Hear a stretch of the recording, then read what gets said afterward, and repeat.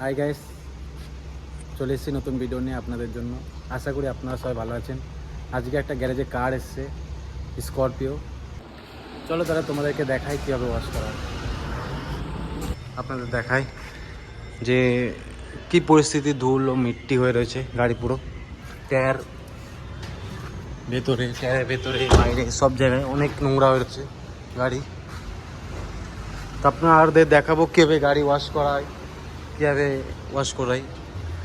ভেতরে এখনো পরিষ্কার করেনি, ভেতরে আলাদা ধুলো বালি সব হয়ে রয়েছে এখনো। এইগুলো দেখেন।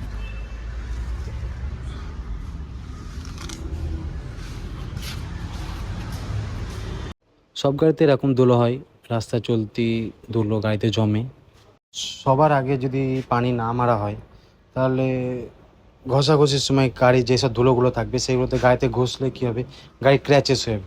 তার জন্য আগে যেসব ধুলোগুলো আছে গাড়িতে সেই সবগুলো পানি মেরে স্প্রে করে প্রেসার দিয়ে আগে ধুলোগুলো নামিয়ে নিতে হবে। তারপর ফর্ম মারতে হবে, ভালো করে টায়ারের ভেতরেও পানি মারতে হবে, নয়তো টায়ারের ভেতরে যেসব নোংরা মাটিগুলো থাকে সেইগুলো বেরোবে না। এরপর আগে টায়ারে এমনভাবে ব্রাশ মারতে হবে, নয়তো ভালো করে টায়ার পরিষ্কার হবে না।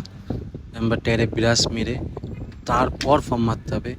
আর যারা যারা ভিডিওগুলো দেখছেন অবশ্যই ভিডিওতে লাইক করবেন, শেয়ার করবেন এবং অবশ্যই চ্যানেলটাকে সাবস্ক্রাইব করবেন। আর বেল আইকনটা দাবিয়ে অবশ্যই আমাদের পাশে থাকবেন। ম্যাট ঘষা হচ্ছে এখন, ম্যাট ঘষার পর এবার ফর্ম মারা হবে। তো এইভাবে ফর্ম মেরে পুরো গাড়িটাকে পুরো ভালোভাবে ফর্ম মারতে হবে।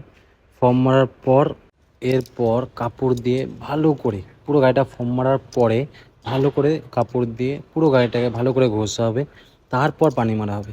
আর আপনারা যেখান থেকেই দেখুক ভিডিওটা দেখছেন অবশ্যই লাইক করবেন, শেয়ার করবেন, আর ভালো লাগলে অবশ্যই সাবস্ক্রাইব করবেন চ্যানেলটাকে। নতুন চ্যানেল, সাপোর্ট করবেন।